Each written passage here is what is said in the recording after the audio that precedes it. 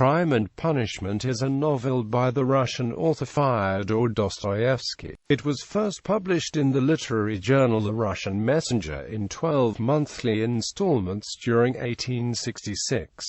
It was later published in a single volume. It is the second of Dostoyevsky's full-length novels following his return from 10 years of exile in Siberia. Crime and Punishment is considered the first great novel of his mature period of writing. Crime and Punishment focuses on the mental anguish and moral dilemmas of Rodion Raskolnikov, an impoverished ex-student in St. Petersburg who formulates and executes a plan to kill an unscrupulous pawnbroker for her cash. Raskolnikov, in attempts to defend his actions, argues that with the pawnbroker's money he can perform good deeds to counterbalance the crime, while ridding the world of vermin. He also commits the murder to test a theory of his that dictates some people are naturally capable of such actions, and even have the right to perform them. Several times throughout the novel, Raskolnikov compares himself with Napoleon Bonaparte and shares his belief that murder is permissible in pursuit of a higher purpose.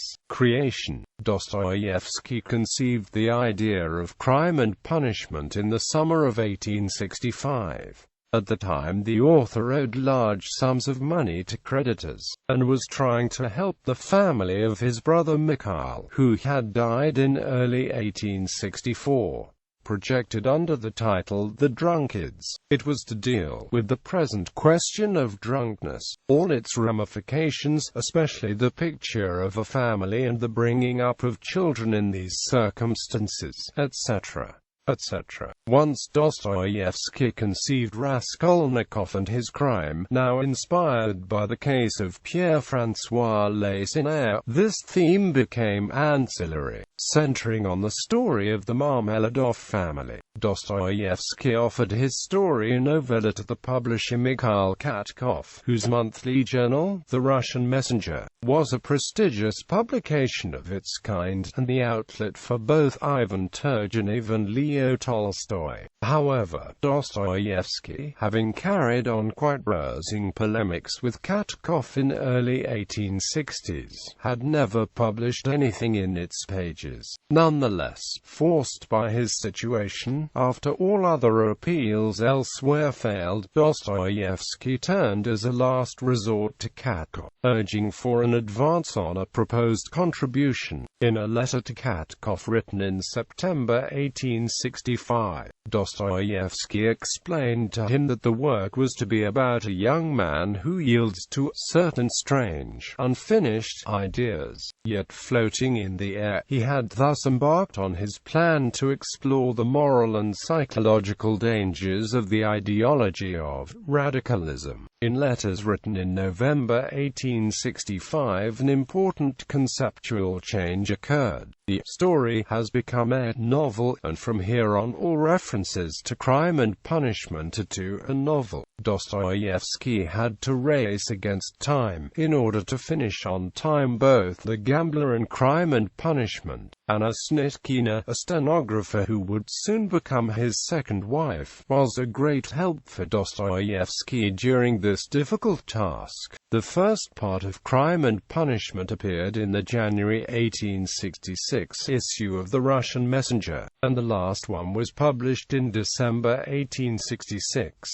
In the complete edition of Dostoyevsky's writings published in the Soviet Union, the editors reassembled and printed the notebooks that the writer kept while working on Crime and Punishment, in a sequence roughly corresponding to the various stages of composition. Because of these labors, there is now a fragmentary working draft of the story, or novella, as initially conceived, as well as two other versions of the text. These have been distinguished as the Wiesbaden edition, the Petersburg edition, and the final plan, involving the shift from a first-person narrator to the indigenous variety of third-person form invented by Dostoyevsky. The Wiesbaden edition concentrates entirely on the moral and psychological reactions of the narrator after the murder. It coincides roughly with the story story that Dostoyevsky described in his letter to Katkov and written in a form of a diary or journal, corresponds to what eventually became Part 2.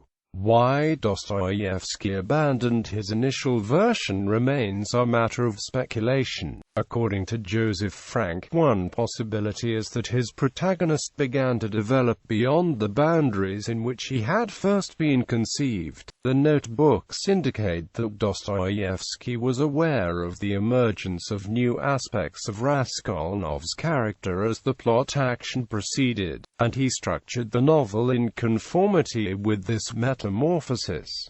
Frank says, Dostoyevsky thus decided to fuse the story with his previous idea for a novel called The Drunkards. The final version of Crime and Punishment came into being only when, in November 1865, Dostoyevsky decided to recast his novel in the third person. This shift was the culmination of a long struggle, present through all the early stages of composition. Once having decided, Dostoyevsky began to rewrite from scratch, and was able to easily integrate sections of the early manuscript into the final text. Frank says that he did not, as he told Wrangel, burn everything he had written earlier. The final draft went smoothly, except for a clash with the editors of The Russian Messenger, about which very little is known. Since the manuscript Dostoyevsky turned into Katkov was lost, it is unclear to what the editors had objected in the original plot. Raskolnikov, a conflicted former student, lives in a tiny, rented room in St. Petersburg. He refuses all help, even from his friend Razumihin, and devises a plan to murder and rob an elderly pawnbroker and moneylender, Alyona Ivanovna. His motivation comes from the overwhelming sense that he is predetermined to kill the old woman by some power outside of himself. While still considering the plan, Raskolnikov makes the acquaintance of Semyon Zakharovich Marmeladov, a drunkard who recently squandered his family's little wealth. Raskolnikov also receives a letter from his sister and mother speaking of the coming visit to St. Petersburg, and his sister's sudden marriage plans, which they plan to discuss upon their arrival. After much deliberation, Raskolnikov sneaks into Alyona Ivanovna's apartment, where he murders her with an axe.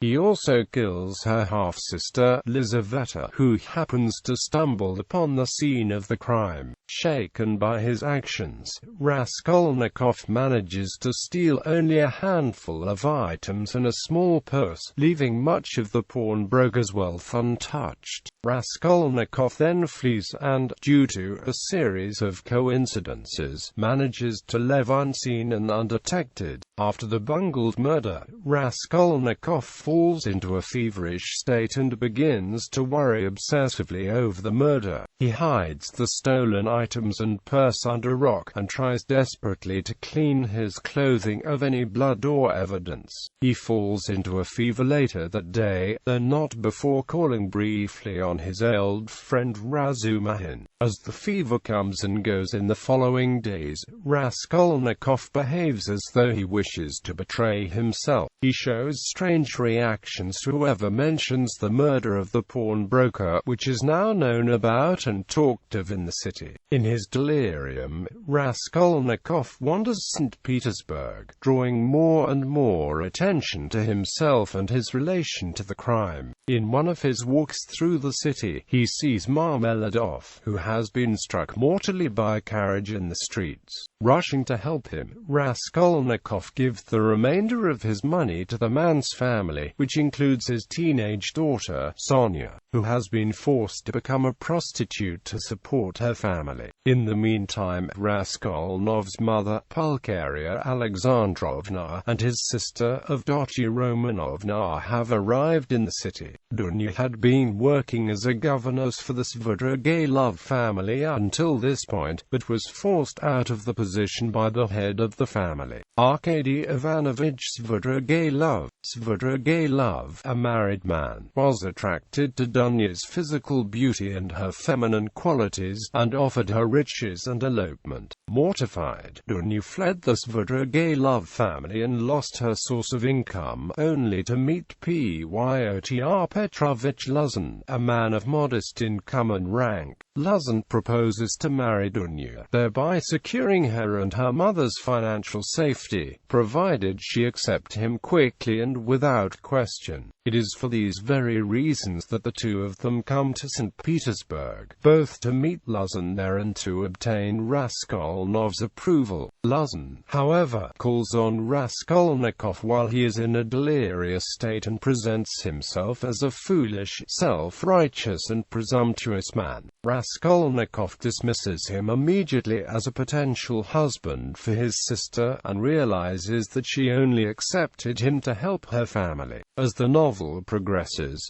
Raskolnikov is introduced to the detective Porfiry, who begins to suspect him of the murder purely on psychological grounds. At the same time, a chaste relationship develops between Raskolnikov and Sonia. Sonia, though a prostitute, is full of Christian virtue and is only driven into the profession by her family's poverty. Meanwhile, Razumihin and Raskolnikov manage to keep Dunya from continuing her relationship with Luzin, whose true character is exposed to be conniving and base. At this point, Svidrigailov appears on the scene, having come from the province to Petersburg, almost solely to seek out Dunya. He reveals that his wife Marfa Petrovna is dead, and that he is willing to pay Dunya a vast sum of money in exchange for nothing. She, upon hearing the news, refuses flat out, suspecting him of treachery. As Raskolnikov and Porfiry continue to meet, Raskolnikov's motives for the crime become exposed. Porfiry becomes increasingly certain of the man's guilt, but has no concrete evidence or witnesses with which to back up this suspicion. Furthermore, another man admits to committing the crime under questioning and arrest. However, Raskolnikov's nerves continue to wear thinner, and he is constantly struggling with the idea of confessing, though he knows that he can never be truly convicted.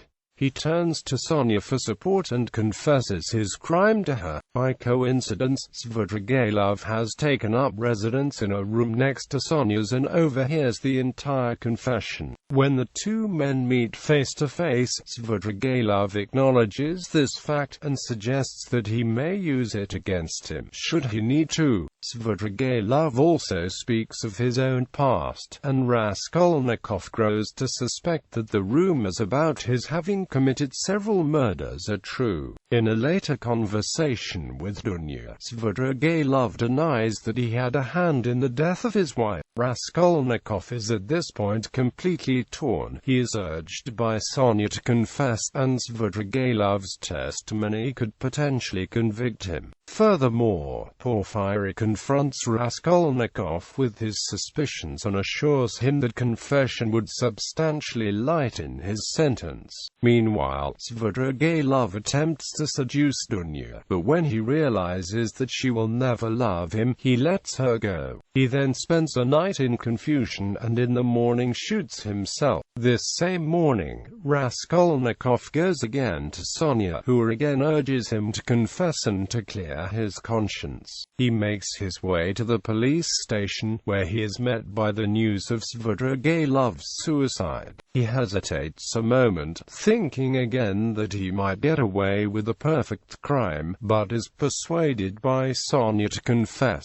The epilogue tells of how Raskolnikov is sentenced to 8 years of penal servitude in Siberia, where Sonia follows him. Dunya and Razumihin marry and are left in a happy position by the end of the novel, while Pulcheria, Raskolnikov's mother, falls ill and dies, unable to cope with her son's situation.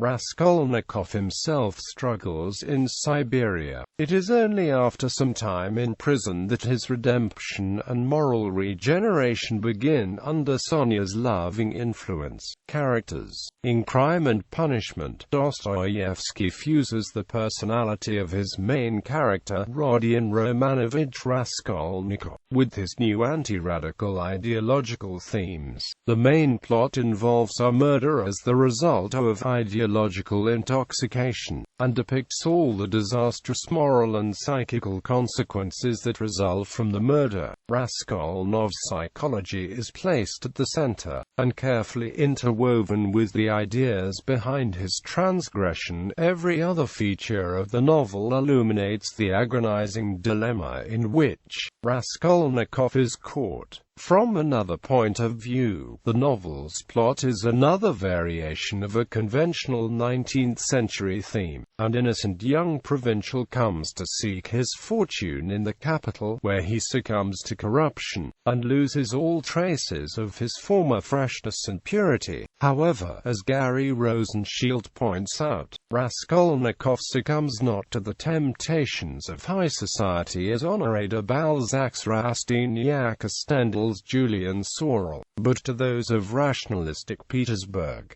Raskolnikov is the protagonist, and the novel focuses primarily on his perspective. A 23-year-old man and former student, now destitute, Raskolnikov is described in the novel as exceptionally handsome, above the average in height, slim, well-built, with beautiful dark eyes and dark brown hair. Perhaps the most striking feature of Raskolnikov, however, is his dual personality. On the one hand, he is cold, apathetic, and antisocial. On the other, he can be surprisingly warm and compassionate. He commits murder as well as acts of compulsive charity. His chaotic interaction with the external world and his nihilistic worldview might be seen as causes of his social alienation or consequences of it. Despite its title, the novel does not so much deal with the crime and its formal punishment, as with Raskolnikov's internal struggle, believing society would be better for it. Raskolnikov commits murder with the idea that he possessed enough intellectual and emotional fortitude to deal with the ramifications, but his sense of guilt soon overwhelms him to the point of psychological and somatic illness. It is only in the epilogue that he realizes his formal punishment, having decided to confess and end his alienation from society. Sonya Semenovna Marmeladova, variously called Sonya and Sonichka, is the daughter of a drunkard named Semen Zakharovich Marmeladov, whom Raskolnikov meets in a tavern at the beginning of the novel. She is often characterized as self-sacrificial, shy, and even innocent, despite the fact that she is compelled into prostitution to help her family. She also, as Raskolnikov discerns, shares the same feelings of shame and alienation as he does, and becomes the first person to whom Raskolnikov confesses his crime, and she supports him even though she was friends with one of the victims. Throughout the novel, Sonya is an important source of moral strength and rehabilitation for Raskolnikov, and in some interpretations,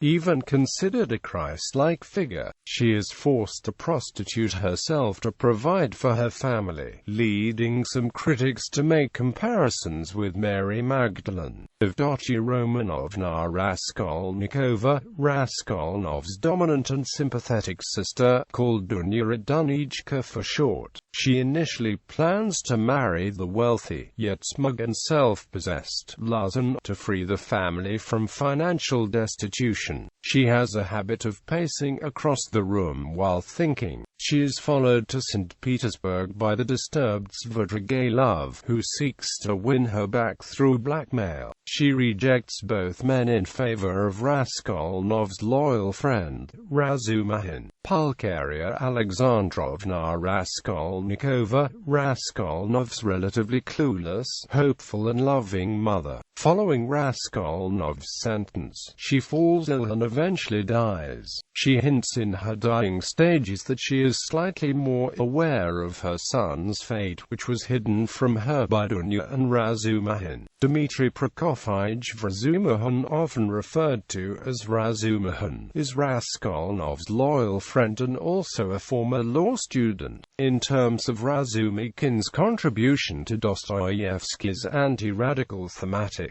he is intended to represent something of a reconciliation of the pervasive thematic conflict between faith and reason. The fact that the name Razumihin means reason shows Dostoyevsky's desire to employ this faculty as a foundational basis for his Christian faith in God. Other characters of the novel are Praskovya Pavlovna Zarnitsina, Raskolnikov's landlady, shy and retiring. Praskovya Pavlovna does not figure prominently in the course of events. Raskolnikov had been engaged to her daughter, a sickly girl who had died, and Praskovya Pavlovna had granted him extensive credit on the basis of this engagement and a promissory note for 115 rubles. She had then handed this note to a court councillor named Chebrov, who had claimed the note, causing Raskolnikov to be summoned to the police station the day after his crime. Porfiry Petrovich, the head of the investigation department in charge of solving the murders of Lizaveta and Alyona Ivanovna, who, along with Sonia, moves Raskolnikov towards confession.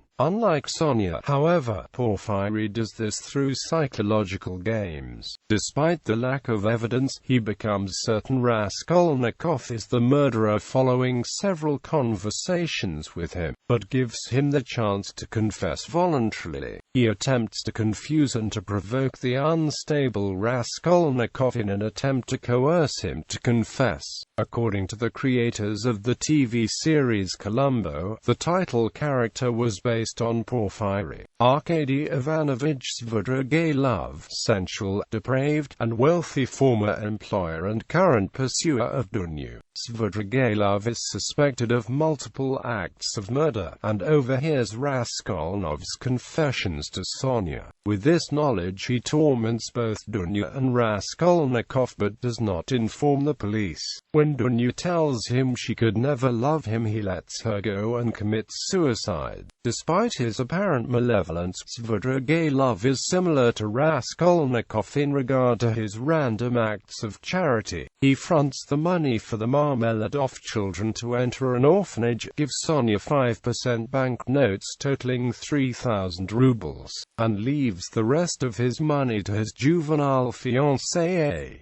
There is an interesting fact. Svidrigailov has blue eyes. Blue color in Russian culture symbolizes purity, kindness, and innocence, implying that Svidrigailov is a good person beneath his philandering exterior. Marfa Petrovna Svidrigailova, Arkady Svidrigailov's deceased wife, whom he is suspected of having murdered, and who he claims has visited him as a ghost.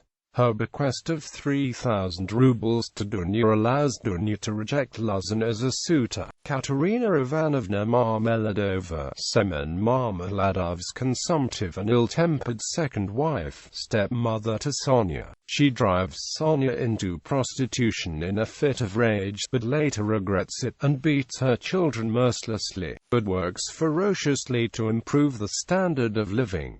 She is obsessed with demonstrating that slum life is far below her station. Following Marmeladov's death, she uses Raskolnikov's money to hold a funeral.